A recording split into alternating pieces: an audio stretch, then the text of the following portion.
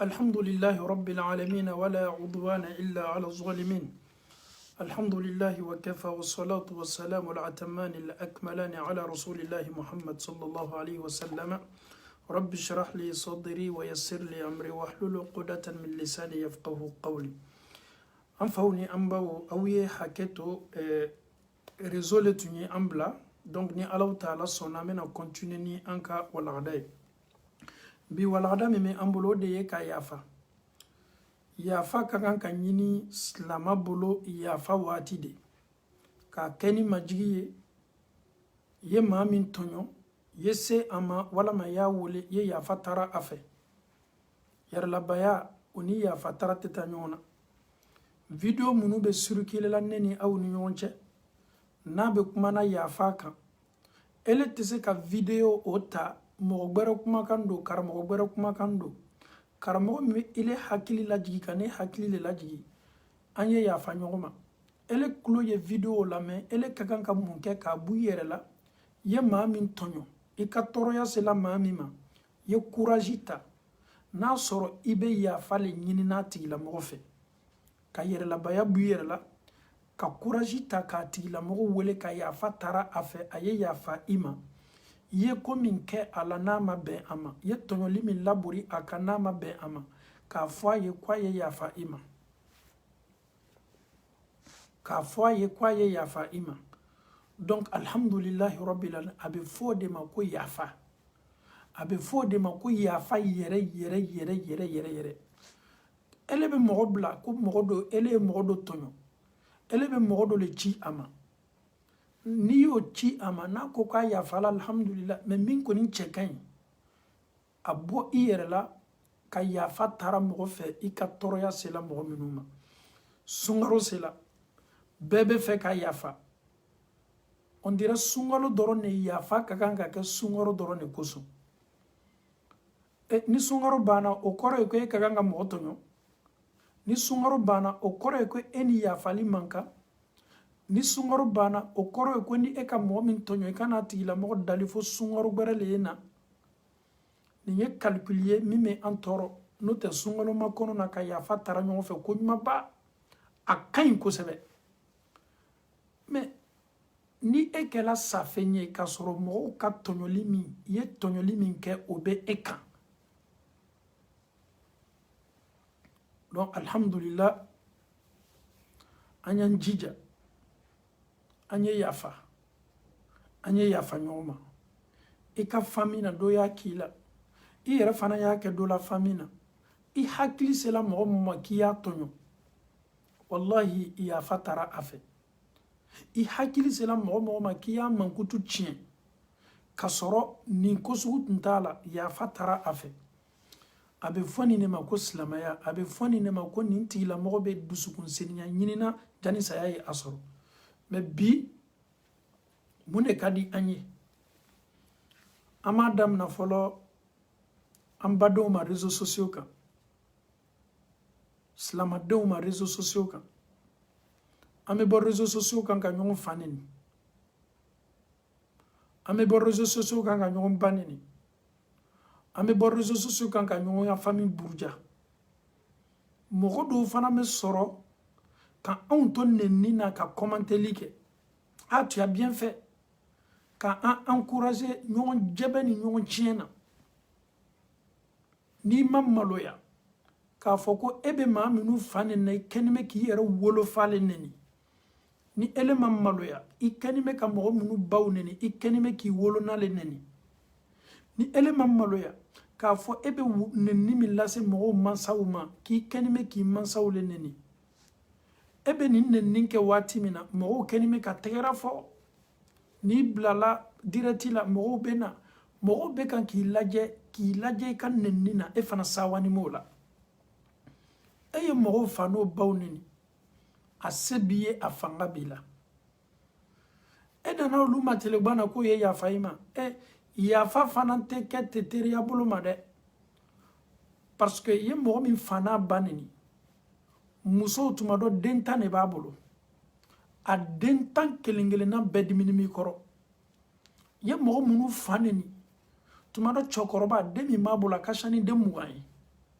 cɔkɔrɔba la n'i m'a ka kaburu ɲɛnamaya la a ma foyi k'i la i n'a den de fɔra ɲɔgɔn kɔ ele sinna k'ale neni k'a la fɛn bɛɛ ma o le bɛ musoya ye bi anw bolo n'anw fɔra ɲɔgɔn kɔ m'i fa neni k'i fa buruja kan subhanallah dɔw yɛrɛ b'a fɔ ko n bɛ taa don i fa kɔ kaburu kɔnɔ k'a lawuli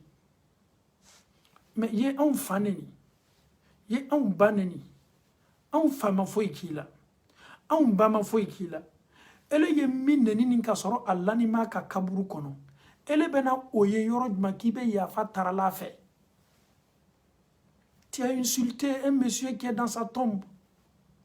tu as insulté une femme qui est dans sa tombe parce que tu es en désaccord avec son enfant. Donc tu es venu sur les réseaux sociaux, insulter le monsieur, insulter sa femme, ils sont décédés. Et tu penses que en allant à la Mecque là, ça peut te pardonner ça? Ali ka hiji baraji to ojulumu yafa. Ika hiji baraji. Est-ce que on met Allah Ta'ala comme masayado? Mais Allah t'aide. Aw munu bena aw ka faneni ni aw ka banenu commenter wallahi aw ka fsani anwi ele mi mena faneni commenter ika faneni nyami ma tu as bien fait ele fana ma lon ka fi kenime ka julumunta le pauvre est dans sa tombe il t'a même pas vu il connaît même pas tes parents vous n'avez rien en commun ina den be nyanama ya la bi aw be wati kelen bi ele na den bla la nyona ina don ta bo ɲɔgɔn na fo e y'a fa neni ne e ka cɛya bɛ lɔn f'i y'a ba neni ne e ka cɛya bɛ lɔn wallahi nin ye jogoyaba ye bi silamadenw na mɔgɔ minnu bɛ fa neni partager olu ka jugu ni fa neninaw ye mɔgɔ minnu bɛ ba neni partager olu ka jugu ni ba neninaw ye mɔgɔ minnu bɛ manamana ko fɛn minnu tɛ adamadenw nafa fo ka fitina cori olu bɛɛ la kafoni ye fitina mɔgɔ le ye wallahi silamadenw minnu ko ko bɛ sun Allahu Ta'ala ye ka seli Ala ye réseaux sociaux yɛrɛ kan mun de ka di olu ye ni kɛlɛ bɛ yɔrɔ min na ils aiment où il y a palabre ils aiment où il y a les clashs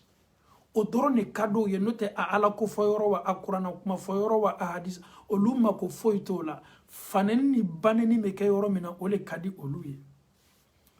mais maa min bɛ kan ka neni tuma dɔ i n'a tigi yɛrɛ tun tɛ waati kelen ele kɛni bɛ k'i mɔgɔɲɔgɔn min neni faneni minnu bɛ kɛla bi réseaux sociaux kan tu foyi t'a la lui là je n'aime pas n bɛ fɛ k'a buruja le k'a mankutu tiɲɛ k'a fa mankutu tiɲɛ k'a ba mankutu tiɲɛ n ko dɔw bɛ wuya la su la ele fa a ma nin kɛ wa k'a sɔrɔ kabini Ala k'i dan i m'a fa ye i m'a fa kuma mɛn mais ka wuya la a fa la pour que mɔgɔ y'a fa kɛ mɔgɔ maɲigini ye mɔgɔ dɔgɔnin ye kɔfɛ ile bini sigi sa kibara nimisa o denw ka ca ni mɔgɔ 10 ni mɔgɔ 20 ye ke ele bɛ den kelen welela ka yafa tara fɛ donc ele ni Allahu Ta'ala cɛ sunkɔrɔma kɔnɔ yafa tara ka mun ɲa e ma i ma lamɔ i ma dɔn k'a fɔ ko silama tɛ i silama ɲɔgɔn fa neni anw ka diina hali maa min tɛ silama ye an t'a neni mais e b'a kɛ don min tɔgɔ le ka di e ye Ala kama ko tɛ o bɛɛ y'a fɔ ko ne le ye muso fari ye bi yɛrɛ musow jamani bɛ bi réseaux sociaux kan ni cɛw ye musoya danbe do musoya hɔrɔnya do ni muso min sawala dɔrɔn a bɛna sigi réseaux sociaux kan a b'a disi yɛrɛ kɛnɛ ma a kunnakolonw do mɛsiw b'a kunna ele muso min yɛrɛ kɛni bɛ ka nin kɛni i m'a lɔn ko Ala mɔnɛni b'i kɔrɔ musow ka jugu bi ni cɛw ye réseaux sociaux kan i b'i ka musoya yɛrɛ joona muso ka kan ka sawa min na o de ye i lɔn ye n cɛsiri ka n ka cɛlasigi mina ka ɲa i lɔn ye n ka furu labato ka ɲa i lɔn ye n denw lamɔ ka ɲa musoya a bɛ fɔ olu ma musoya muso bɛ bɔ réseaux sociaux kan ka mɔgɔw jɛbɛ ka mɔgɔw neni i ka baaraw ye wolosoya le lamɔbaliya le silamamuso ye sutarafɛn de ye silamamuso ye trésor de ye silamamuso ye diamant de ye silamamuso ye lulu le ye anw ka diina ka muso bonya ele ɲinɛ k'i b'i ka musoya min kɛla nin n tɛ silanna mɔgɔ ɲɛ dɛ ni min k'a kɛ ne la n b'o jɛbɛ k'a d'o ma ne balimamuso e m'a dɔn k'i kɛni bɛ k'i danbe le labɛn nin san lɔɔru kɔfɛ i denw kɛtɔ ni image ye la i denw kɛtɔ mɔgɔba de le i ka image le tato k'a yira ko nin bamuso yɛrɛ ko wolosoya le tun ka d'a ye i bi nin denw bila kuma sulu la i bi nin denw bila kuma jigi la parce que e b'a kɛ lo min na i fani min ni la i ka di i yɛrɛ ye i tɛ silan mɔgɔ ɲɛ silamamuso le bɛ bɔ ka nin ko sugu ɲɔgɔnna kɛ o de fana ka di mɔgɔw ye ne kɔni ye kangari da lamɛnnikɛla bɛɛ ye al'u minnu b'a video partager kiyama kɔni ninnu bɛ mina yɔrɔ yɔrɔ wallahi aw fana bɛ mina ye mɔgɔ mɔgɔ bɛ nin video su partager muso le bɛ bɔ bi réseaux sociaux kan ka nɛni kɛ ka jɛbɛli kɛ ka fanini kɛ ka banini kɛ ka ban k'a yɛrɛ matɔgɔ ko ne kɔni ko a tɛ kɛ ne la bibi musoya bi musoya danbe kɔni bɛ kan ka manɔgɔ musow bolo n'o tɛ kira ka waati la sallallahu alaihi wasallam musow tun lamɔni mɛ olu musow tun bɛ hijabu ni sutaraw de la olu kumakanw tun tɛ kɛ kɛnɛma kuma tɛ ko ka bɔ réseaux sociaux kan bi k'i lɔ cɛya yɔrɔ la bi musow mana réseaux sociaux mina cɛw la ala kama ko foyi t'a la yɛrɛ yira ni waso yɛrɛ yira ni waso ka nɛni kɛ pour que ɲɛse lɔnna ni kɔni ye fɛ bi réseaux sociaux kan ye lajɛ ye bɔ ka fanini kɛ ye bɔ ka banini kɛ ye bɔ ka kuma koronfɔ damina tunya na mɔgɔw bi n'i mafilɛ jɔnw bi n'i mafilɛ minnu yɛrɛ fana réseaux sociaux kan ni lakalitaw ka d'o ye kɛlɛw ka d'o ye kuma camanw ka d'o ye olu fana i bɛ maa min nɛnina ka sɔrɔ a sala i pɛrɛ dɛ mɔgɔ 100 y'i mafilɛ mɔgɔ 1000 y'i mafilɛ i banna filɛla ka ban i ye wuyala su min na i ye su min nɛni billahi tallahi mɔgɔ 100 min y'i lajɛ mɔgɔ 1000 min y'i lajɛ ni ele ni nin tigi bilala kiyama kɛnɛ kelen kan e bɛ ɲina maa y'i lajɛ i tun b'a nɛni kɛla waati min na e bɛ ɲina a bɛɛ kɔ an faw ni an baw bi mun de kɛni bɛ bi ka sociétéw tɔɔrɔ ka communautéw tɔɔrɔ communautéw tiɲɛfɔlaw dɔgɔyala communautéw tiɲɛfɔlaw dɔgɔyala i bɛ adamaden ye a bɛ bɔ ka nɛni kɛ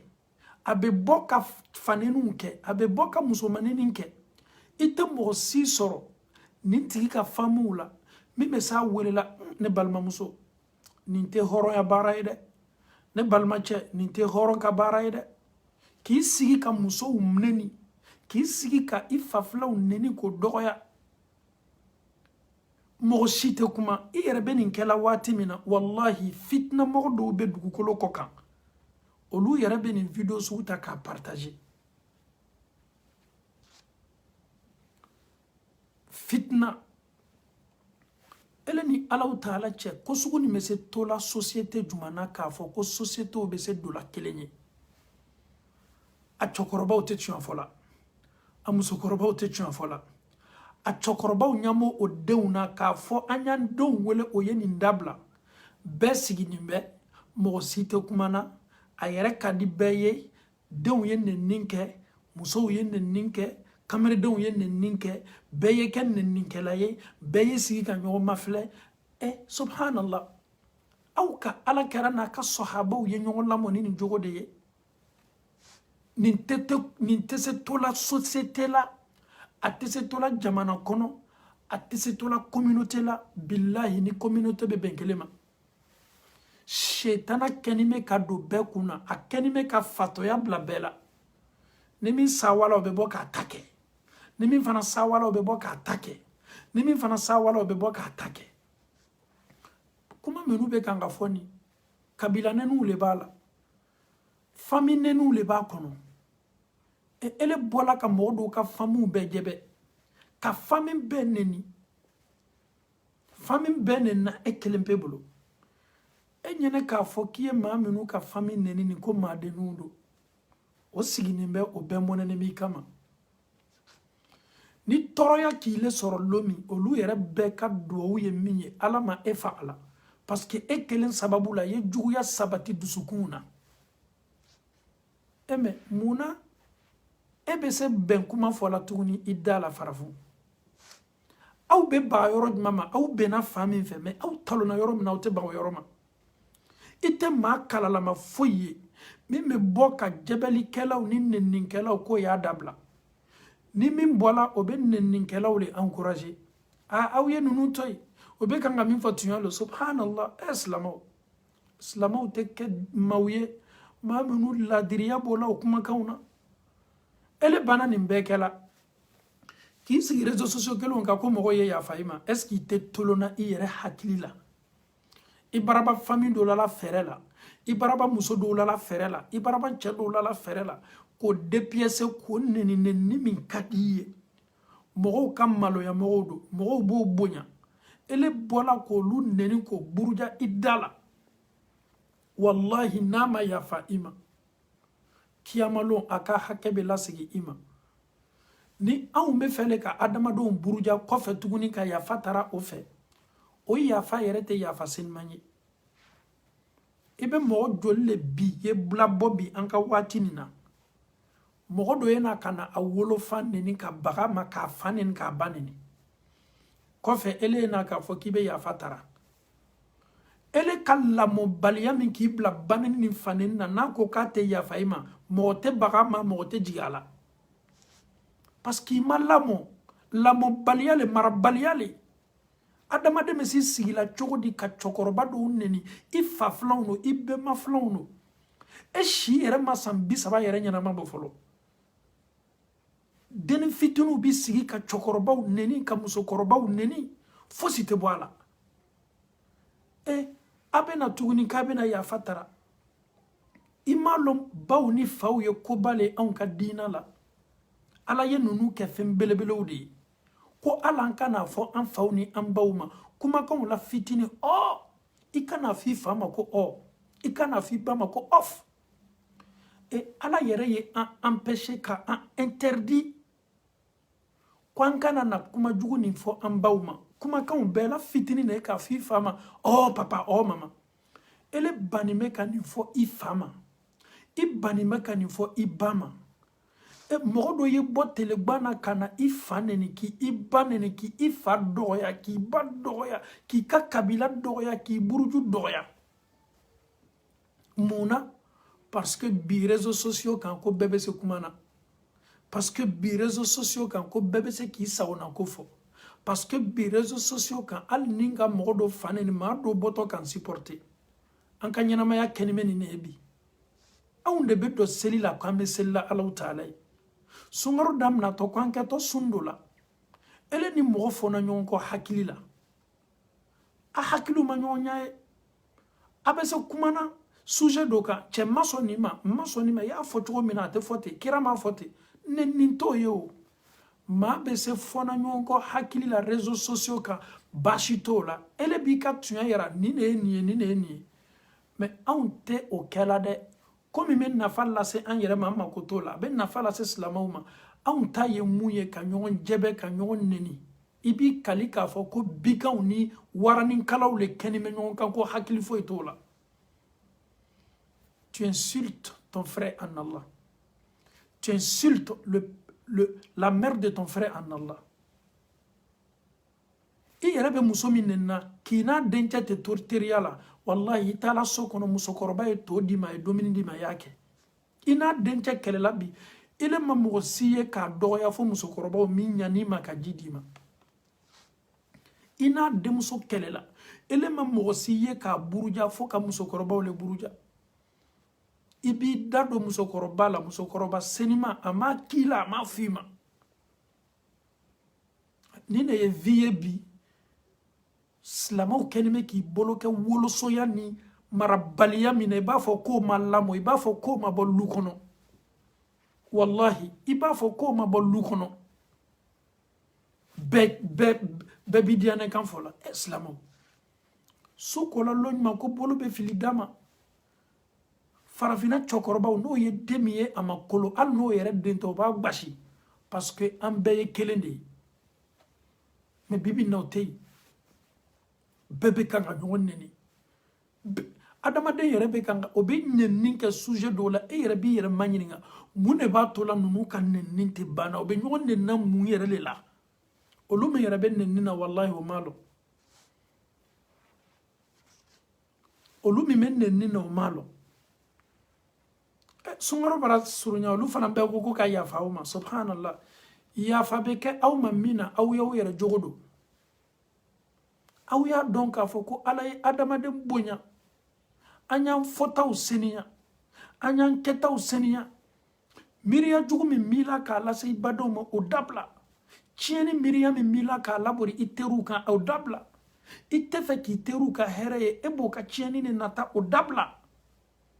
a bɛ fɔ fɛn min ma ko ka yafa tara ni seniya ye ni sincérité ye o de adamaden bɛna yafa min tara a ye kɛ yafa ye e yɛrɛ nimisani bɛ nin baara sugu yɛrɛ n tɛna don a la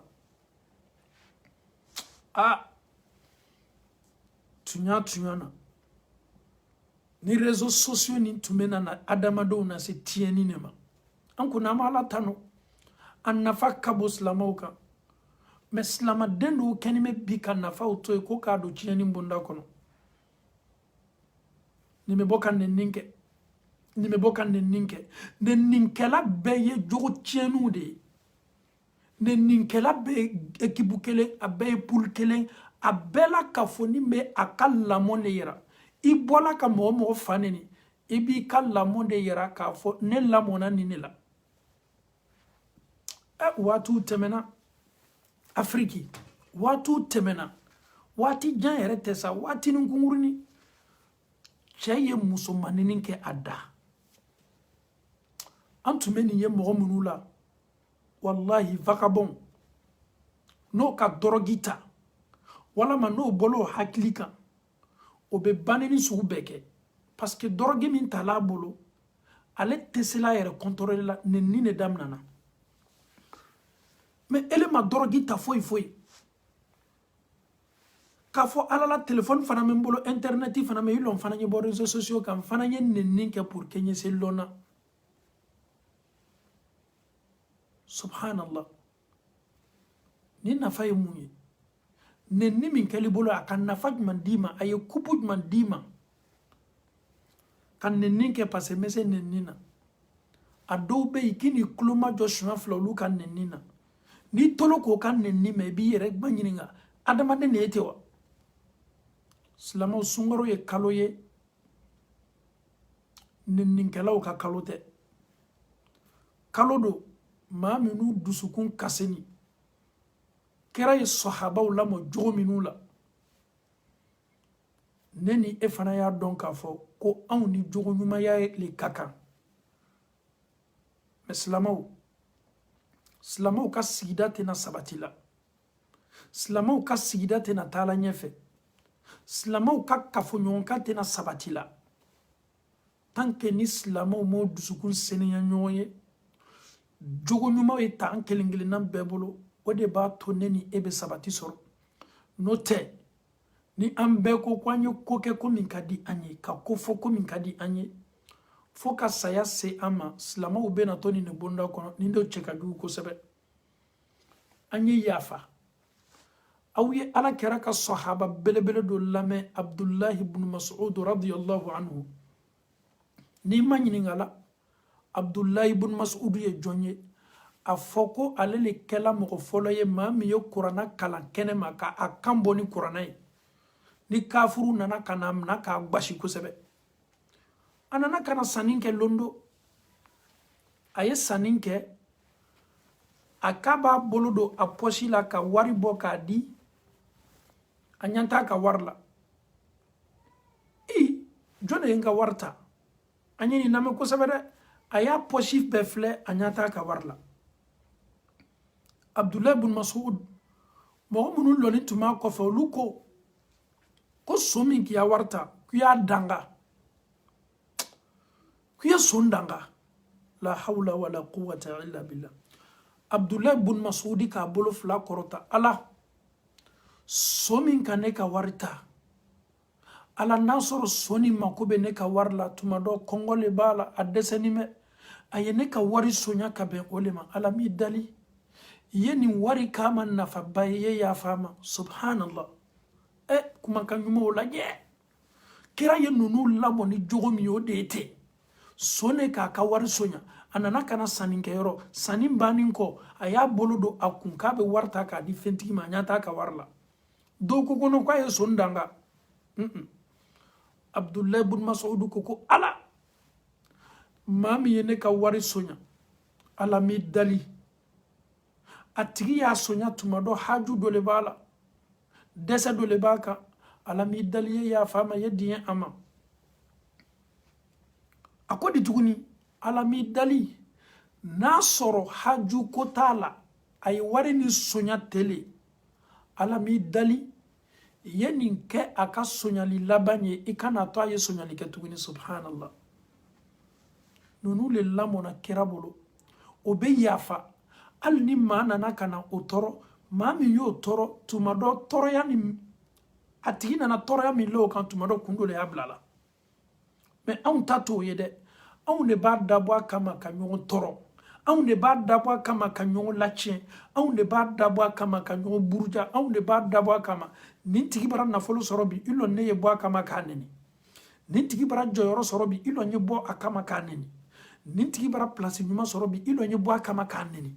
an yere le bena kana an badaw ni an signyo ni an kokanyo ka bodoron ko onneni ko buruja ko la fembela mo tobo kam mo baw deme mo tobo kam mo baw mado yere la mo tobo kam mo baw fanga di oma mais an ne banka mo baw doya wallahi minu yarabe ala ko lasela mo ma ala ko lasela toy o tese ka dan fen foy toy mo ali bin abi talib ko ala karab do chena buranche adem so fatima ta che koni mo kela sababu ye kane aliyu kala harfu kelempela ali mo min sela kane ali kala fen kelempela harfu kelena oti bese kalem na jonyala ale barake jonye oti la mobulu na diala ti la moy ayale ali fem gbengbe akanka amayira ka fere jonya bunda kono muna parce que o sela ka bila le nenka o sela ka le mademe ka ala kodo yara kalela mais bi en ka société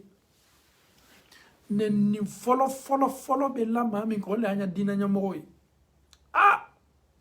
mo mi me boka dina nya mo neni dina nya mo mi tumado ayra makila ama fima mais ka neni te doron ka buruja pour que mo kana son aye pour que dunia eto fili bonda kono dunia nin kala ko yede donin kala usubo masmum posoni ne bala ni selawma irabo yi kanyana mayala lebu maloya wallahi alau taala be fitna lasima mais société min sigini me ko ka alamogo kele ka alamogo neni ka alamogo jebe do fana mena fara oluka alamogo keleli ni alamogo jebeli la nini fana kela te ko non ko slamaw ye ya fanyoma ala société ni fani me hypocrite ou la ka tieni nata ka mogo lasu tieni ma mi me lasuli ke la tieni ma ma donc a fo ko tieni kelempebe abese ka société be ko do nyona munya to bi slamaw bi surtout anu minu go konko anka société siama me bi barakatala nyamogo bonya anyo kanatige ko lafili mogo ba bonya anyo kanatige ko lafili ay ko mogo te bonya nyamogo te bonya foite ni kumana min fe ko emana ni nyetu babula ni kumana min fe ko ite nga bonsarala ni kumana min fe ko ntumena na tubabula wati mine manka visa wardafa la lilikan yere te sekelabi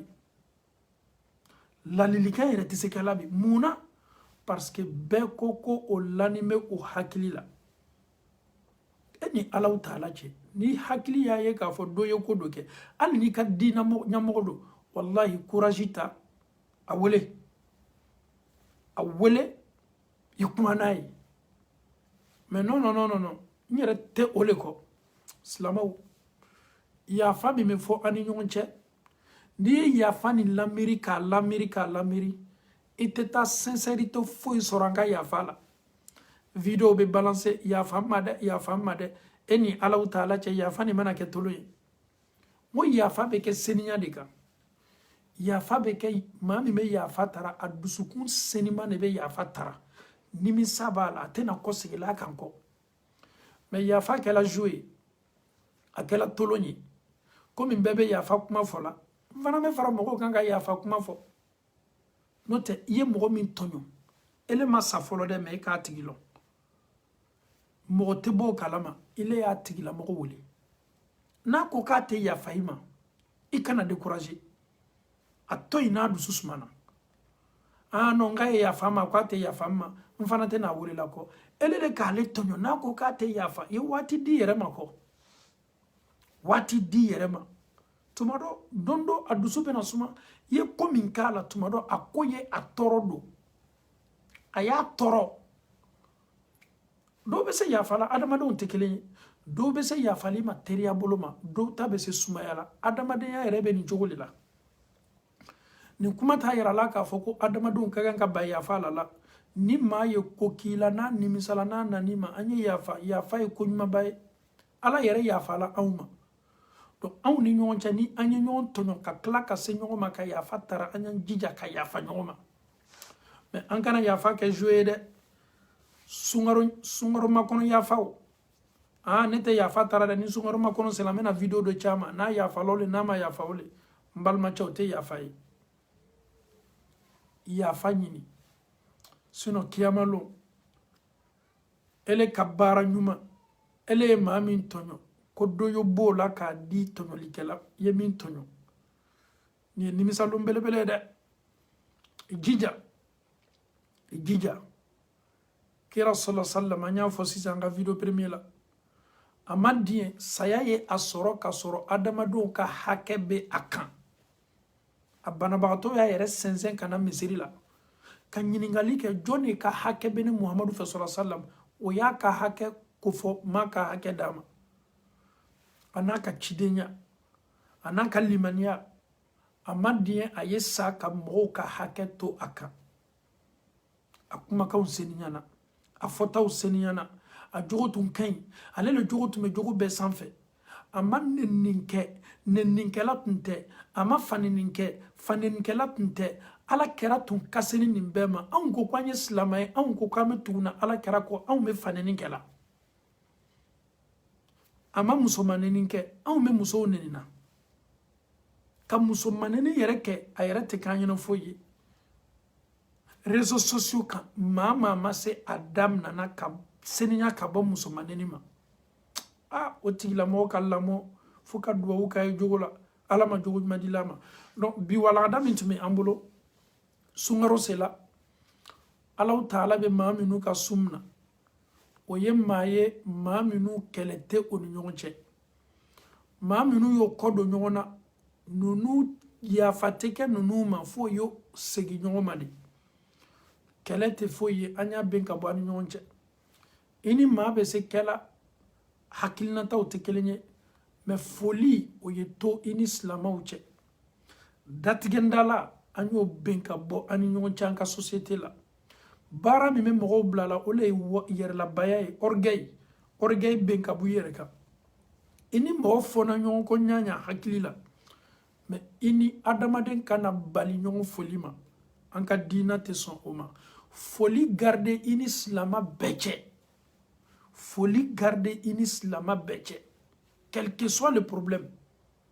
diina b'o de ɲini i fɛ i ka kunnadiya b'o de la i ka kayira b'o de la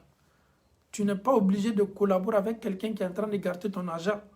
ni k'i ka wari d'a ma a b'a tiɲɛ i b'a d'a ma a b'a tiɲɛ sariya t'a fɔ i ma k'i ka wari d'a ma dɛ n'i kɔni y'a d'a ma i yɛrɛ de y'a d'a ma i bɛ se k'i ka wari bali dila a ma hali ni baden de n'a bɛ tiɲɛni kɛla i bɛ se a dɛmɛna ɲɛgbɛrɛ minnu ma n'a t'i ka nafolo cɛ i b'a dɛmɛ o ɲɛ ma mais mɔgɔ bɛ kan ka n ka nafolo cɛ ko n y'a lataa ma ko silamɛya ko badenya ko n kana bane silamɛya m'o f'i ɲɛna dɛ ele y'i la wari ta k'a di mɔgɔ ma a y'a tiɲɛ waati bɛɛ ko badenya le la sariya bɛ min f'i ye badenya bɛ se tola a place la mais komi n bɛna na ni tiɲɛni ye i b'o le datugu ala ma ala yafa la ma ala ma an fɔtaw ani an kɛtaw ala ma seniyana silamɛw i yɛrɛkun lajɛ fɔlɔ i ye yafa i yɛrɛkun ma n bɛ se yafa la n yɛrɛ ma cogo di est-ce que ne yɛrɛ ma mɔgɔ minnu ye n tɔɔrɔ mɔgɔ minnu ye n bila situation gɛlɛnw na ala me ninnu tɔɔrɔya bɔ n dusukun na mɔgɔ minnu bɛ yen n'a yɛrɛ ka ko yɛrɛ ka gu ye ka tɛmɛ ko bɛɛ kan duwawu k'i yɛrɛ ye ala hali ni ne ni karama sera ma collaborer n b'i dali ko min na n tɛ fɛ a tigilamɔgɔ juguya ye to n dusukun na ala dali o la maa minnu ni kɛni ma k'o kɔn i dusukun na ka ala dali ala ma hɛni ni juguya ni yɛlɛmana k'a kɛ kanu ye silamɛw o fana ye ko ɲumanba de ye duwawu k'i yɛrɛ ye mɔgɔ minnu ka juguya b'i dusukun na ka duwawu k'i yɛrɛ ye ala ma ninnu ka juguya yɛlɛmana k'a kɛ kanu ye n dusukun na ça ne coûte rien. Prends une décision entre toi et Dieu. Ça peut être dans ta chambre. Ça peut être après ta prière nocturne. Ibani qui casse là. Ala mo juguya benne la. Ala mi daliye juguya ni yelema ka ke kanuye. Parce que juguya mi men dusukuna ni tena na fafo nyanama. Duwawu ki badowe. I yɛrɛ kun seniya fɔlɔ ka duwawu ki i yɛrɛ kun ye. Tɔɔrɔya minnu n'a ladimi kan pour que ala ye tɔɔrɔya nin kɛ hɛrɛ ye i ma. O de ka bon ni ko bɛɛ. O kosɔn an bɛɛ la kafoni ye an dusukun seniya ka bɛn ni yɔrɔnin ma pour que kalo belebele min bɛ nana an ye nin kalo damina ni limaniya ye k'a damina ni seniya ye ka sɔrɔ an dusukun senima jan n'an ye don nin kalo la ni ne ɲinini bɛ an silama bɛɛ fɛ ni ne ɲinini bɛ an silama bɛɛ fɛ kiyama fana alaw taala bɛ na an kɔntɛ bɔ ka bɛn ni ne ma an bɛ duwawu kɛ duwawu tɛ dɛsɛ foyi la kɛlɛ bɛ dusuku minnu la dusuku minnu ye ɲɔgɔn kɛlɛ fo ka tigɛ ɲɔgɔn na hali foli tɛ o ni ɲɔgɔn cɛ an bɛ ala dali ka dusuku ninnu kɛ taasililaw ye k'o silan ala ɲɛ o ye se seginna ɲɔgɔn ma ka kumabaliya min b'o ni ɲɔgɔn cɛ ka kumabaliya nin bɛn ka bɔ o ni ɲɔgɔn cɛ ka se foli tɛmɛn'o ni ɲɔgɔn cɛ an bɛ alaw taala dali an baden cɛmanw ani an baden musomanw minnu bɛ bɔ réseaux sociaux kan nenni kɛla o bolo ji ye nenni kɛla o bolo dumuni ye an bɛ alaw taala dali ka ninnu hakiliw seniya k'o dusukun seniya ka nenni kasa ci ka bɔ o nun na ka nenni baara bɔ o la ka alaw taala diɲɛ hakilinata ɲuman min bɛ se fɔla o bolo n'o bɛ o badenw nafa k'o yɛrɛkun nafa an bɛ alaw taala dali ka ninnu kɛ nin baara kɛbaga ye an m'a fɔ ko bɛɛ kɛ karamɔgɔ ye walama bɛɛ kɛ wajibilikɛla réseaux sociaux kan maa dɔw bɛ yen olu tɛ karamɔgɔ ye réseaux sociaux kan mais o ka lalili nafa ka bon ka tɛmɛ karamɔgɔ caman kan a ka conseil badenya kan a ka conseil sinji kan a ka conseil a dɔw yɛrɛ bɛ kuma wallahi o tɛ kuranna aya kelen fɔ o tɛ hadisa kelen fɔ mais lalilikan senima min bɛ bɔ o bolo k'a labori badenw kan ani silamɛw kan a bɛ communauté nafa a bɛ société nafa o bɛ communauté bolo ka kelen ye o bɛ société fara ɲɔgɔn kan olu ye maa ɲumanw ye société ni communauté la ala ma an badenw kɛla nin cogo la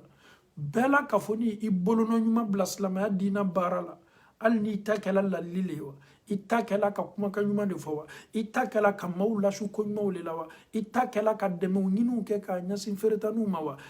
an bɛ i ta kɛla ka misiriw le dɛmɛ wa fisabilayi bonda kɔnɔ an bɛ alaw taala dali ka nin ɲɔgɔnna caya an ka société la un exemple sunkalo min daminatɔ nin n bɛ exemple fitinin dɔ di k'a damina nin sunkalo fo ka taa tɛ sunkalo gbɛlɛ réseaux sociaux kan ko ka taa ye k'a fɔ anw minnu ko n ko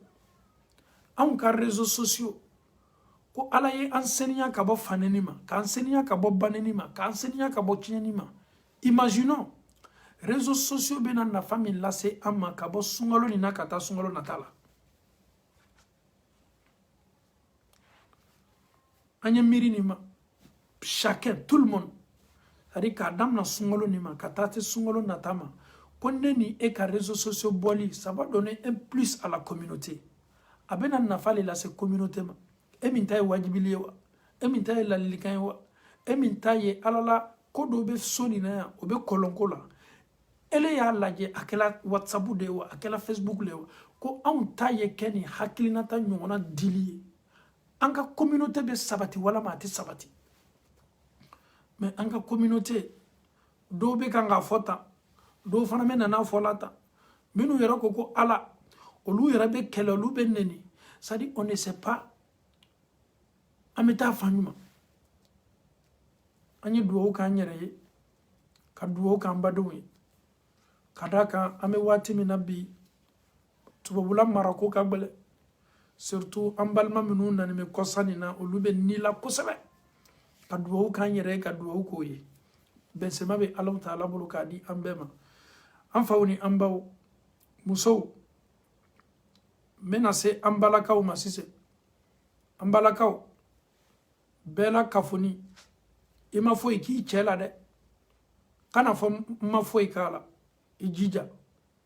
sungalo le sungalo te sungalo makono ne sungalo makono te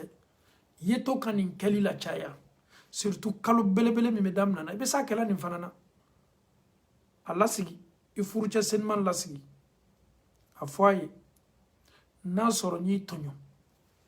na soro nga tonyo lisilima furule de tumado mese blalila ma nyini fe ye ya fama Allah Ta'ala kuso ichela si ye ya fatarafe tumado blalala ye kodo kala ya toro tumado a hakili bolako ya fatara ifuru chefe ya fa yere tara ifuru chefe ayi ya fa ima Allah Ta'ala kuso aya dusukun sinye ye ya fala chaw fana chaw aune ka muso tonyo kacha de aune ka muso tonyo kacha muso be chama sabari ko chama no fe surtout on karamo tamba tambulu na muso ye ka dam na ne yerema an karamo ibe dunya yororo ni be almamiya bara la ibe karamo ya bara la wajibilu na nyona o tan chamante an karando ni an karamo bulu kana muso ma e muso la sigi afi muso ye tunya bara mi me kelambolo ni ala ko bara le tunya do me tumadon fana me do au gashila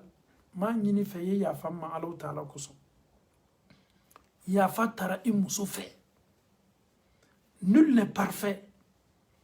ya fatara fe aya foko alala ne furuche ma do be bara mina ala ko bara do ma wallahi nya falima ndu sukun yara la Allah Ta'ala yara kuso ni ne fana kan ibe bara min kela i yara be courage nyuma tay ka bara la parce que i muso ko kwa di yanima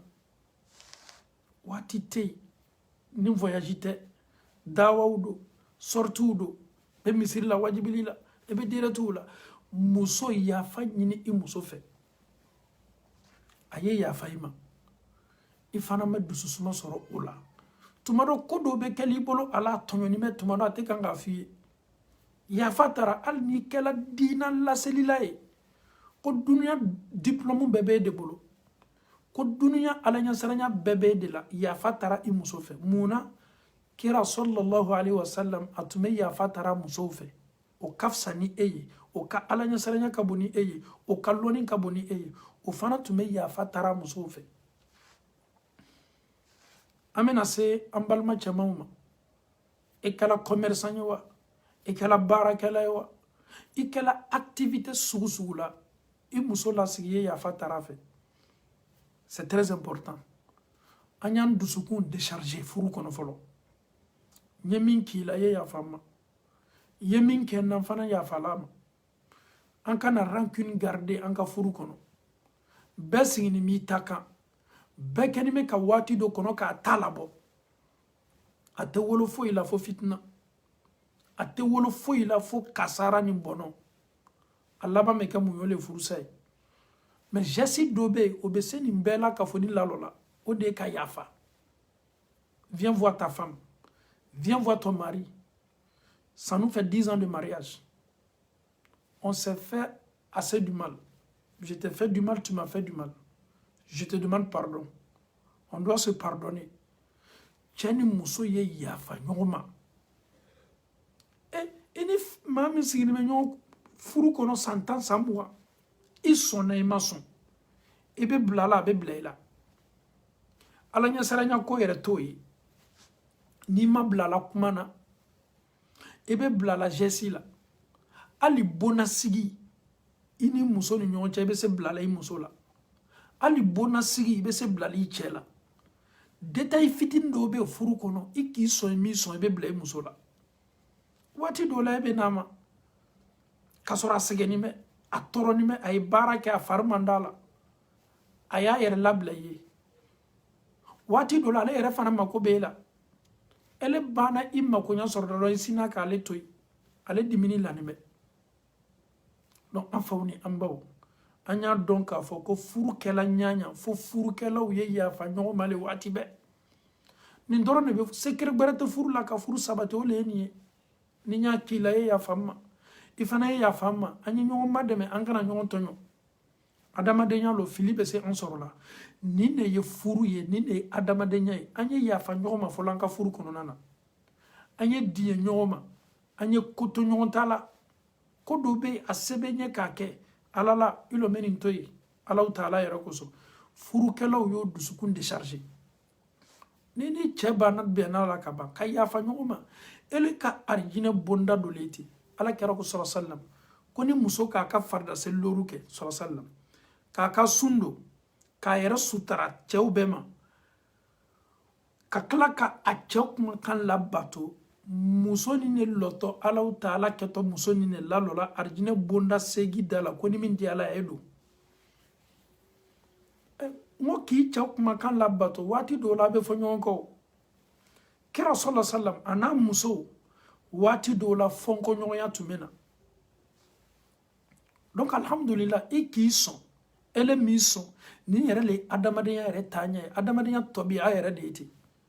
eni mum kali le kaka yedi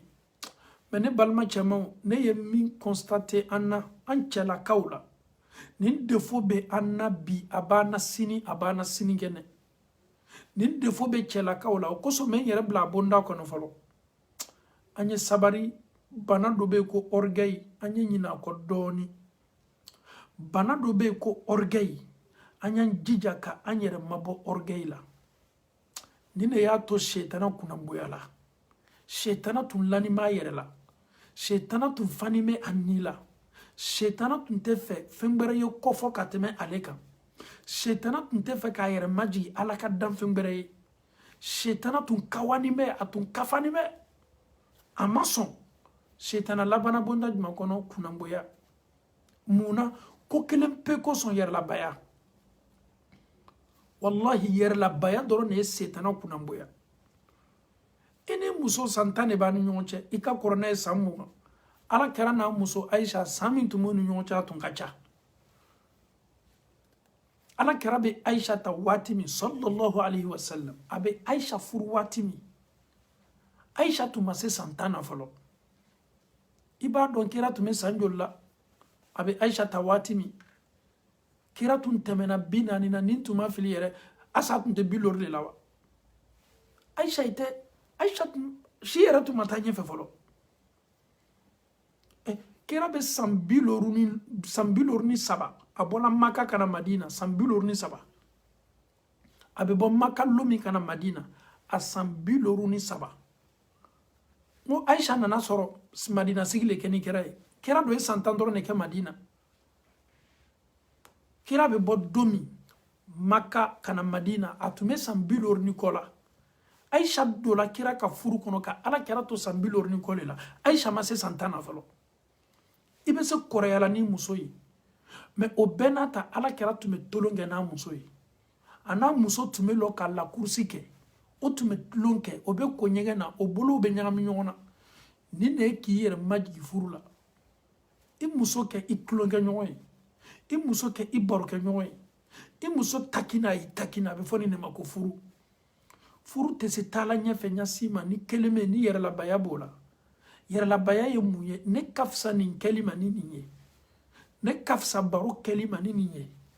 ne te se sigila ni ninye kanga tanta ni shika korona tai onu te bara nyuma wiye fo adama de nya doni i muso nana kini dafa komi fana ba dafa chomi anyan jija orgueil anya bo anyere la bana jugubale abana ni fanga kabo na bana bila ele yere al ni jote kola ele be jobaliyata ka ke joye subhanallah ni orgueil bila ele jotala mais orgueil no fait ele be jobaliya ni ta ka ke joye ka di yere ma ka muso bla jobaliya bunda ko subhanallah anye ni nyona chama et tu n'as même pas raison mais comme tu es orgueilleux et puis ka torta ka ke raison ye ka fo et de jobala parce que c'est toi l'homme. Toi ta femme ne doit pas discuter avec toi. Et le muso est soso mouna parce que et de koke et tchei. Et moi je pense que si nous restons dans ça kiyama komi me fola ni tuyana muso kenime ka tonyo ibolo misikina do i kenime ka tonyo a sabarni me a nitoria me lala kan ka fo ka yafa ni ma ça fait 2 o ko son ki ma yoroni na yafa tara i muso fe saya be sini ni muso séparé la e ka nyana ya kele eni muso ma yafa nyoma e do hakili bala wati be net me muso ni toro muso ni do salabi muso ni tenyana ma la ko muso ni mese yafa la ne ma chugodi ne ka tolanka orgay ko tolanka yerla baya ko muso ni sala wala man tolani orgay la ne ni muso ni furu sala abrata furu chebrema nya tonyo ngiliyala ka anana ka furu sai adoma yafa ma nyana ka fo ko muso furu la chebrema mi ma ko eye tonyo limi ke muso kan ko tonyo li obe no mabende kiyama don Allah taala be muso ka hakela sigi ama o kuso ya fatara chani muso chani muso ya fa nyoma chani muso ya fatara nyoma fe ko nyuma bale furu kono isone maso fongo nyoya ya bena inyi ni neme fanyo ko kuma te chani muso ma furu kono muso au ye ya fatara au chaufe kalo belebele mi medam nanani ni kalo belebele bayde Allah sigi kana na sungaro makoro ndoro made wati bayeto ka lasigi ne furuche wajibili kala ko kwanye ya fanyoma tumado nyi tonyo nyere mbadon nyi tonyo na ni fe ye ya famma mfana me minkela na te bena ima nye fe ya fonye pour ne pas que nye to itoyo na wati be anye essence kuradi anka furuma ka ya fanyoma na mbana furu kala ufanana ametase sigidama ini mogo mi me ko kelema aw be association kele aw be geren kele aw be sigida kele aw be tewri yoro kele na e kalon farafina ka geren na tonyoli yorbale geren na be se mogo do tonyona ni kayi wati ba sabote ni kayi wati abe kono ko e nyala kanimena ye e kafsa na ye ikuma kan be digi ala ini mogo mi me gerengere ni be to ka tonyo ya wole ka ya faima i yere ba doncho i kenime ka mogo mi dominote ya wole ka ya faima a wole ka ya faima ki kulo ka tonyo li kuma do me i te fe yesa ali ni ka gerena mogo ka hake itu fe duma fanta hake ya fatara fe ini mogo mi me communauté kelen association kelen na sore ka toroya be selama a wole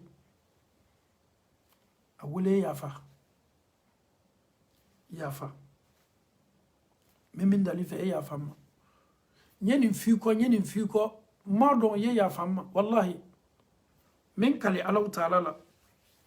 adama de minu be sina Allah taala nye al no yi wole ka question poser ku karamo to obe kuma dam nani muye karamo foni yafa la ma de karamo yere ba don kuma obe fola muna karamo foni yafa la ma de antumile le kani billahi karamo mi mesla ala nyani ni kuma foli nyana ye yafa en même temps non basi foi to la c'est normal ye karamo le i sonne ma son do fotima mais mo mi ma bo ayere la ki ma nyini nga question na ka klafana ale be kanga min fo e kan abe min fo la eko ka kla ko fi yere nyene o ye mo nyuma de abe fo le ma ko do nyuma ce qu'il dit là il te dit ça devant toi. En tant qu'un imam, en tant qu'un guide, tu dois pardonner la personne. Abe foni ne mako adama de nyuma. Aye minfo, aye minke na yi abafiye. Pour que ye ya fama. Iyere senya ka bob munafiku yala. Parce que be minfo ako aninika wele ko tekele. Donc ele be minfo ako wala ma ye do fo ako yere bado ko nyuma te. Tumado abe do tonyoli bonna kono ni na be kuma ya fo ay. Muna parce que ye minfo ako ye tonyoli min la ka ta kalama kiyama don al n'a sɔrɔ e ka alimami de e bɛ se la kɔfɛ kiyaman don i ye min fɔ a kɔ i ye min kɛ a kɔ ka sɔrɔ a t'a kalama kiyaman don a hakɛ bɛ lasegin a ma ça c'est clair et net o kosɔn an ye yafa tara ɲɔgɔn fɛ an ye yafa ɲɔgɔn ma mɔgɔ dɔ bɛ s'i tɔɲɔna i m'a dɔn k'a y'i tɔɲɔ a tigi yɛrɛ fana bɛ fɛ ka yafa tara i fɛ alhamdulillah i ye yafa a tigilamɔgɔ ma i k'i sɔn i m'i sɔn dɔ le fɔ t'i ma duniyalatigɛ yɛrɛ tɛ se lakolonya la adamaden tɛ se lakolonya la ni ma donc an sɔnna quelqu'un me demande et si la personne ne veut pas mais il faut insister tu as fait du mal à quelqu'un tu as opprimé quelqu'un tu as insulté quelqu'un tu as sali quelqu'un et tu demandes pardon à la personne si la personne refuse là avec le temps il faut insister avec le temps Inch'Allah il va accepter un jour peut-être la personne est choquée peut-être la personne a toujours mal donc tu penses que c'est facile aussi quelqu'un qui t'insulte quelqu'un qui garde ton nom et il vient le jour au lendemain pour te demander pardon adamaden ka kan ka yafale mais bɛɛ tɛ kelen ye l'autre peut pardonner automatiquement mais pour l'autre peut-être ça peut prendre du temps ele kana i fari faga i kana décourager fo n'ale ye yafa e ma de n'a ma yafa e ma kiyama lo i b'a hakɛ d'a ma e bɛ mun jɔrɔ ele bɛ se a ka yafa sɔrɔ la ɲa min ma i ka kan ka bɔ n'o le cette question là aussi ça prouve que si la personne ne veut pas il y a une manière aussi de présenter les excuses il y a une manière aussi de venir vers lui mais tu viens présenter tes excuses à quelqu'un en même temps tu veux imposer à la personne de te pardonner subhanallah c'est pas comme ça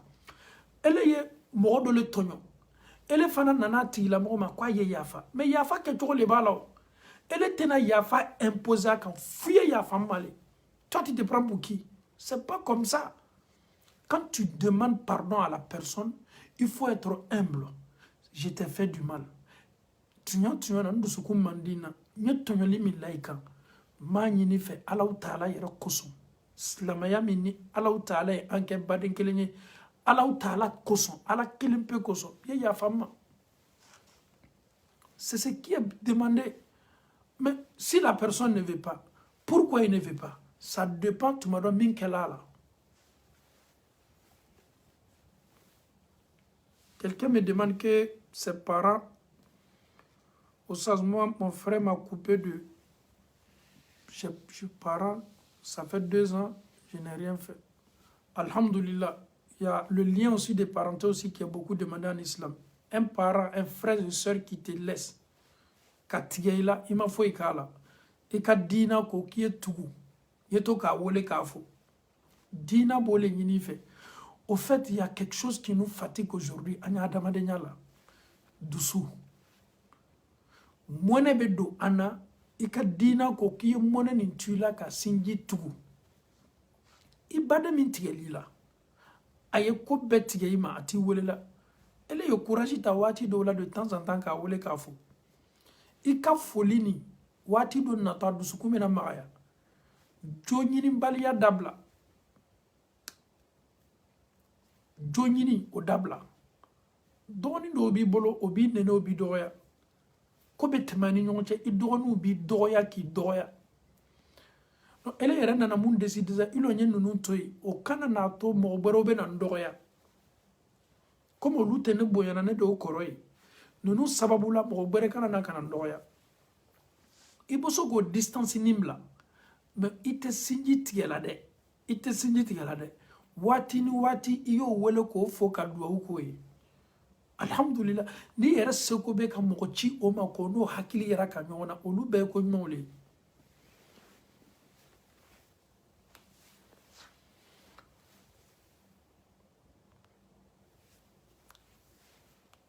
j'ai pas compris quelqu'un qui s'excuse qu'il regrette sur rabaissé me demande pardon est-ce que c'est pardon c'est ce que je viens de dire là ni bɛ yafa tara il faut que on essaye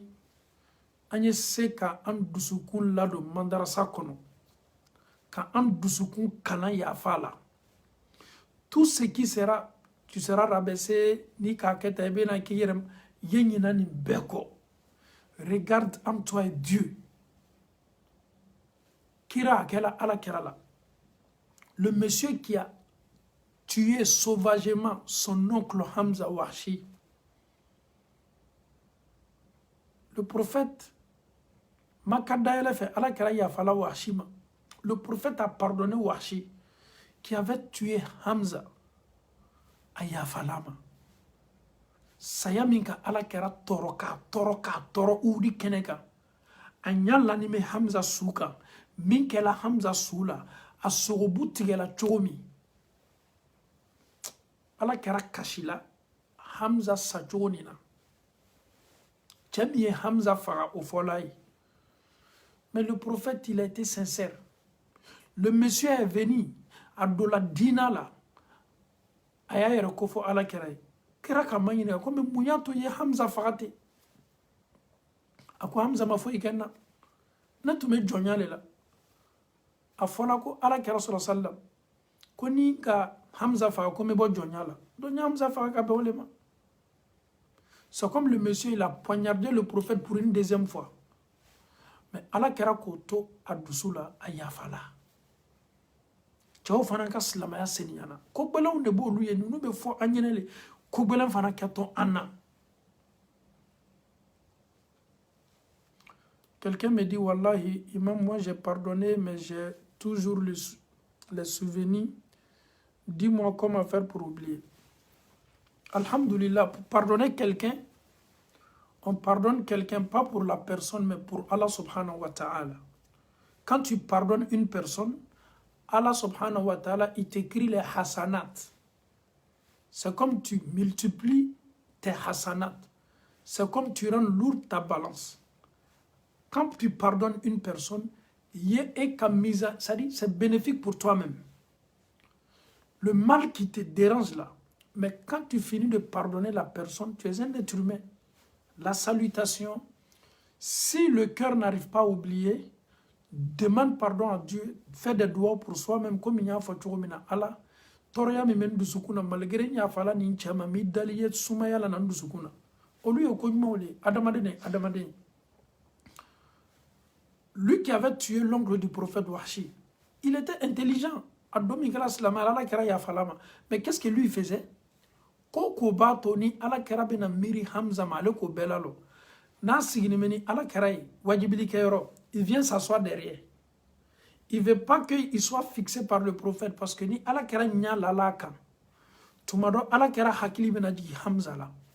Donc ala yere tinte fait ala kara toro. Donc ni dusukun toro ni me yedwa ki yere ala ma ala taala yit sumaya la ji dusukuna. Imam, des gens qui sont difficiles à pardonner. Oui, adamade on tekele. Adamade mbeni soule.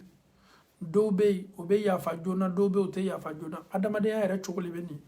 dobe oluka caractère ni do tategele do nine adamade ya ere ebe choko mina beti se kelate tumado ebe se ya fala jona tumado tokelente se ya fala no min ka bele ni ko be ni ki ka erreur donc se mo ma ka foyer a foyer ni karamai al nasoro alite kobla mais adamade kala nyanya ni be na mani nogoyai ebe kumana na nogoyai kabanka do duwula ala bi boda di maninkola ame mi ni islam befe anyan jija ka ya fanyoma anyan jija ka ndu sukun senia imam et quand tu pardonnes et que la personne t'offense à nouveau c'est ce que j'ai dit là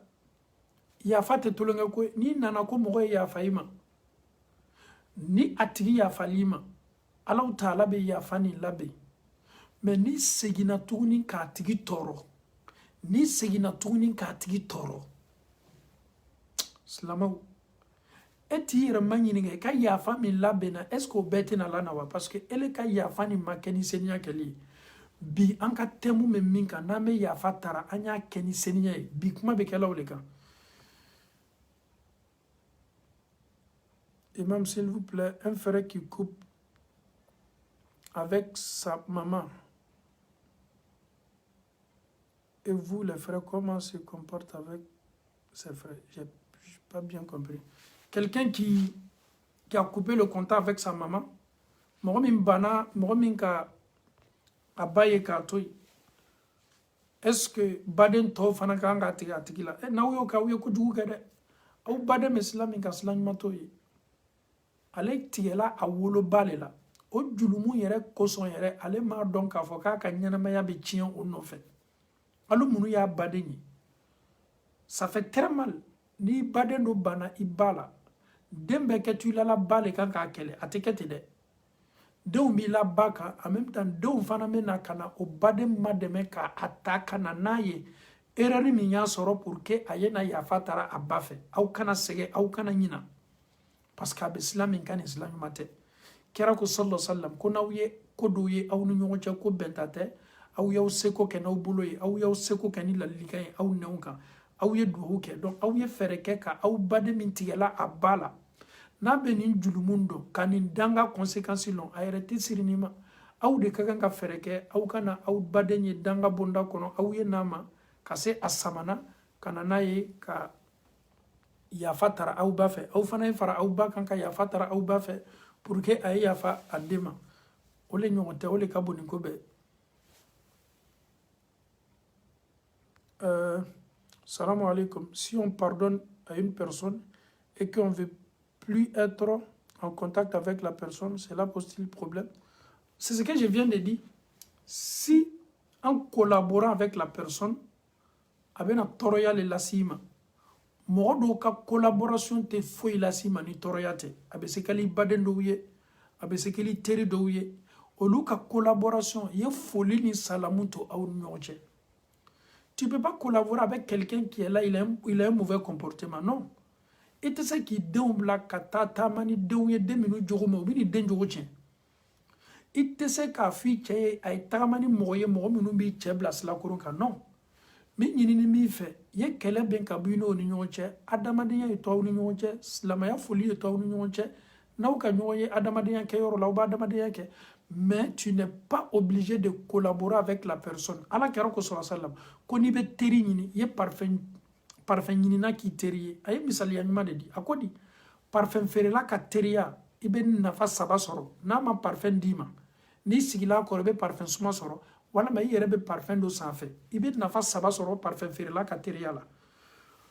Mɔgɔ min ka adamadenya na ka teriya na ka janɲɔgɔnya be nafa dima dunuya kɔnɔ ani lahara. Ibi yɛrɛ bazo le kan mɔgɔ min ka kafoɲɔgɔnya n'a ka teriya bɛ se tɔɔrɔya ni kungoya laseli ma ka kunnangoya lasi ma i bɛ mabolo o la le o t'a yira k'a fɔ k'i bɛ tigɛ a la ko dakuru b'a ni ɲɔgɔn cɛ non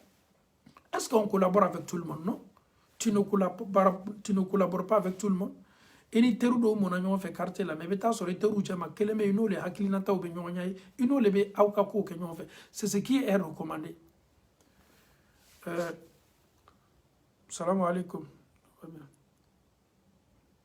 Et si ta maman essaye, ta maman, est-ce que tu ne peux pas donner personne comme ça facile? Je ne comprends pas la question. Je ne comprends pas bien la question.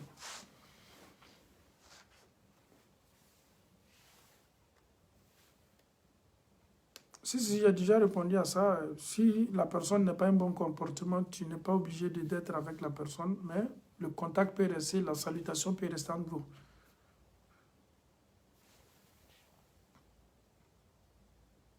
Une mère qui met ses enfants en palabre. Ni fana ka chabale en fait farafina tuya na c'est une réalité. Muso mi me adon kumba shimiona. Bamso mi ma adon kumba shimiona. C'est une réalité qui est là. Et quand on dit tout est possible. Muso dɔw bɛ yen bamuso dɔw bɛ yen olu b'o denw de kun basi ɲɔgɔn na waati bɛɛ ne fɛ ni denw banna lɔnna k'a fɔ ko ba ka baara le tɛ denw de ka kan ka kɛ hakilima ye parce que ba dɔw bɛ yen n'i nana k'i b'o lali a b'i kunbɛn ni jama-jamaw ni nɛniw de ele wolola lɔ ɲuman ele sɔrɔla lɔ ɲuman ni ala k'i bɛn bamuso dɔw ma tunya na min ta ye waati bɛɛ k'a denw kun basi ɲɔgɔn na ka fitina bila denw ni ɲɔgɔn cɛ denw yɛrɛ bɛɛ b'a dɔn k'a fɔ ko an ba jogo le tɛ denw ye kɛ hakilima ye ka bamuso nin na ko kɛ ni hakili ye aw kana na danga sɔrɔ a fɛ hali n'a sɔrɔ aw de jo bɛ a la a bɛ aw de tɔɲɔna mais aw ye kɛ hakilima ye ka ba nin n'a hakili yira ɲɔgɔn na dɔɔni dɔɔni denw yɛrɛ y'a dɔn k'a fɔ anw denw ka kan ka bɛn a la Kadaka amba be miria min la do tokuna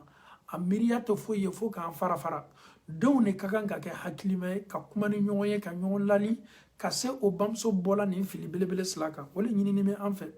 denw ne ka kan ka ɲɔgɔn ye ka kuma ni ɲɔgɔn ye ka bɛn a la ka bamuso ladɛnɛ miiriya min bɛ ba la pour que ni miiriya jugu ye bɔ ba la o de ka ɲi den bɛ ba la bɛn komi ba bɛ den na bɛn.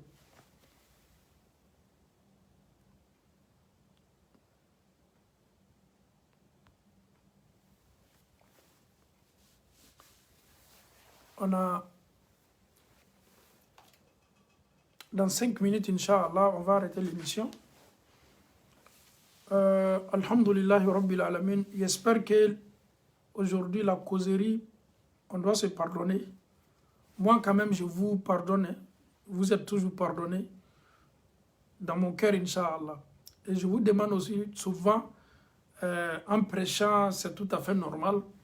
On peut tenir des propos, on peut dire des choses peut-être qui peuvent même choquer. Ah, il m'a même dit ce genre de propos. Mais il y a fatara au fait parce que nul n'est parfait. Bara dobe yene ka fo ibe kanga ka kanya. Tumaro de phobie Kira yara tumeni ka sallam. Nana ka sahaba ou bana barola tume ya fatara kenu ya taghafarun.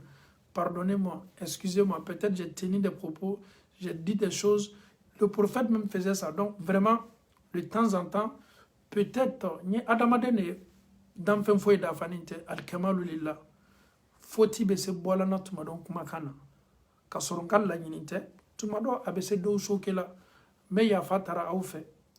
Allah taala yero ko son ka ya famma adamadenya ko son ye jonde ye jon la foni mfana ya fani me awma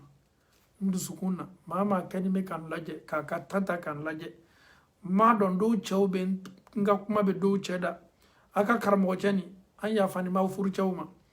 madama ni aw kɛni bɛ ka tanta ka ala kumakan lamɛn kuma fɔtɔ ma aw ka lamɛnni nɔfɛ wallahi an ka fanu an yafala aw bɛɛ ma o la tɔɔrɔya foyi tɛ aw ma o la ni ala taala sɔnna tout ce que ton mari va dire si mon sujet peut-être ça peut te choquer karamɔgɔ cɛ nin bɔ a la waati bɛɛ bɛ nin lamɛn wallahi n yafala aw ma parce que n'i y'a ye a fɔla aw ma aw ka lamɛnni ne kɛ donc ne ni aw yɛrɛ fana ye yafa ɲɔgɔn ma pour que nin baara ye se sabati la an bɛ dugawu kɛ ɲɔgɔn ye sabati k'o di an bɛɛ ma ala m'o kɛ ala que Dieu nous pardonne tous. On va commencer ce mois là avec beaucoup d'énergie yafaw bɛ aw ni ɲɔgɔn cɛ ka yafa ɲɔgɔn ma pour que saya bɛ se an ma waati min na o ye kɛ ka sɔrɔ alhamdulillah an ka se ni adamadenw ka hakɛ t'an fɛ donc on vous pardonne aussi, vous êtes tous pardonnés. C'est pas du tout facile. Anye yafa ɲɔgɔn ma. Anye yafa ɲɔgɔn ma. Yafa fana ye kɛ dusukun na. Dusukun ye yafa ka diɲɛ k'a bila Ala taala kosɔn. Ala m'an bɛnna sababa ma. An tun ye waatiw tɛmɛn'u la. Waati jan tɛmɛn'u la. An tun ye kuma dɔw fɔ. Misaliya bolo ma. An baw minnu tɛ o yɛrɛ sutaralaw ka profiliw la. An y'a fɔ ye o y'a dabila. Parce que a cɛ man ɲi. Silamaw kɛni bɛ ka yan kɛ silamaya kumafɔ yɔrɔw de ye mɛlɛkɛw bɛ n'an ye ni aw kunnakolonw bɛ yen a bɛ mɛlɛkɛw dɔw bali donc n k'a man di an ye a caman na an ba minnu tɛna dabila la n k'an bɛna na o bɔ lisi kan mɔgɔ minnu pɛrɛnnen bɛ k'a lamɛn donc tuma dɔ peut-être olu dɔw y'o dimi yɔrɔ ye c'est tout à fait normal raison min fana fɔla an bolo an b'a fɔ juguman bonda kɔnɔ ni minnu y'o dimi yɔrɔ y'a la ka yafa taara o bɛɛ fɛ mais a y'a dɔn k'a fɔ ko o de ni kɛli ka kan sutura le kɛni ka kan muso yɛrɛ ka kan ka o de fana kɛ i ka profil la i sutura i ni sutura le ka kan donc o le cɛ ka ɲi o le b'a to an ka baraji dafani bɛ di an ma an kana na fara ɲɔgɔn kan silamɛya baara la ka ɲɔgɔn magwɛrɛnkɛ ni nkalon ni wuyaw ye donc o de fana cɛ ka ɲi hali ni an donna an ka Facebook la aw donna aw ka Facebook la aw bɛ image minnu ye an bɛ ɲɔgɔn ka image minnu ye o de ka ɲi. Donc, Anye Yafa Tarabefé. Monsieur Diané, aujourd'hui, je ne suis pas Imam Diané. Élève Diané demande pardon à tous ses frères et sœurs en Allah subhanahu wa ta'ala. Je vous demande pardon. Pardonnez-moi en Allah. Peut-être demain va nous trouver Allahu A'lam. Peut-être d'ici le mois de Ramadan, on est parmi ceux qui vont gêner Allahu A'lam. Donc, Allah ma'ala ya falambema. Et en plus aussi, je vous dis que je vous aime tous en Allah. Allah m'a kanunteya ninkela arjine. Vraiment, pardonne tes voisins, demande pardon à ta femme, demande pardon à ton mari, demande pardon à tes parents, demande pardon à tes frères. Yeminu toro, demande pardon à tous ceux-là. Le pardon, ça fait grandir. Le pardon, abe Adamaden Daraja Korota. Le pardon, abe Adamaden Sabati. Le pardon, abe Arjine di Adamadema. Femme en Sabati. Ka en Korota. Ka en Latanye fe. Ka Arjine di Ama. Ani Obara li Keni Kaka. O dena piri la. Ka majigita ka orgay bo anyere la. Odi nafaka bo. Rabbana atina fi dunya hasana. وفي الآخرة حسنة وقنا عذاب النار ربنا لا تزغ قلوبنا بعد إذ هديتنا وهب لنا من لدنك رحمة إنك أنت الوهاب صل سبحان ربك رب العزة عما يصفون والسلام على المرسلين والحمد لله رب العالمين والسلام عليكم ورحمة الله وبركاته.